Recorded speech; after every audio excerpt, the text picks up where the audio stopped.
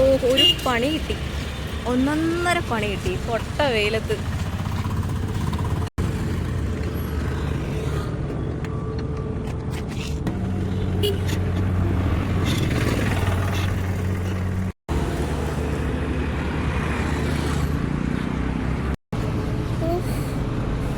വെയിൽ കൊണ്ട് കരിഞ്ഞ് നാശമായി.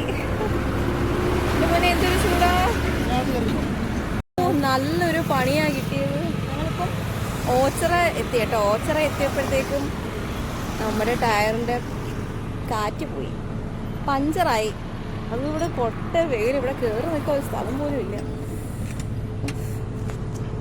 തുള്ളി ഇറ്റ് വീഴുന്നു കണ്ടോ, വിയർപ്പ് തുള്ളി ഇറ്റ് വീഴുന്നു കണ്ടോ.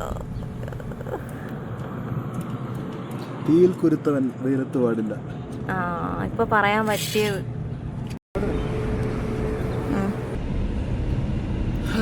കുഴഞ്ഞു വെയില് ഭയങ്കര ചൂട്, നല്ല ചൂട്. കറക്റ്റ് നമ്മുടെ നാഷണൽ ഹൈവേയില് സെൻട്രൽ എങ്ങും തൊട്ടടുത്തെങ്ങും ഇതില്ല, ഈ പഞ്ചർ കടയില്ല.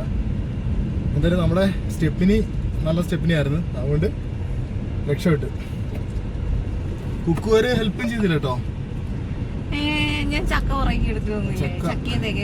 ഞാൻ അന്നേരം പറഞ്ഞത് ഈ സാധനങ്ങളൊക്കെ ഉള്ള ഒരു സ്ഥലത്തേക്കാണ് ഞങ്ങൾ പോകുന്നത്. ഏറ്റവും കൂടുതൽ ഞങ്ങളുടെ വീട്ടില് ചക്ക, മാങ്ങ, ഈ വാഴക്കൊല, പിന്നെ നാളികേരം മാത്രമേ ഉള്ളൂ ചെറിയ പ്രശ്നമുള്ളത്. ഞാനത് കയറ്റുമ്പോഴേ പറഞ്ഞു കുറേ ലോഡുണ്ട്. എന്തായാലും പെട്ട്. പിന്നെ അച്ഛനും അമ്മയും വേറെ വണ്ടിക്കകത്താക്കി നേരെ ഹോസ്പിറ്റലിൽ കറക്റ്റ് ടൈമായി, അപ്പോയിൻമെന്റ് കിട്ടിയ ടൈമായി. അപ്പം അവരെ നേരെ ദിച്ചുമോളെയും പപ്പയും അമ്മയും വണ്ടിയിൽ കയറ്റി വിട്ടു. ഇവള് മാത്രം അങ്ങനെ സൂചിക്കണ്ടല്ലോ. എന്നെ പൊട്ട വെയിലത്തിന്റെ അമ്മോ വിയർത്ത്.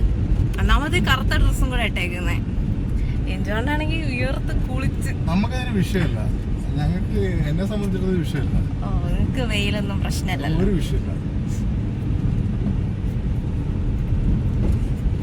ഓക്കെ, നീ ഹോസ്പിറ്റലിൽ നിന്ന് അവരെ വിളിച്ച് നേരെ നാത്തുവിന്റെ വീട്ടിലേക്ക് കൊളക്കടയിലോട്ടാണ് പോകുന്നത്.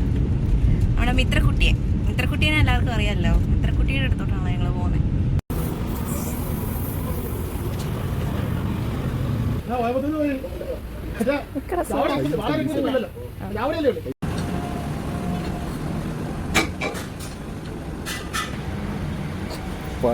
പണിയെടുക്കാതെ വിയർപ്പിന്റെ അസുഖമുള്ള ആളാണ് കേട്ടോ. പണിയെടുക്കാതെ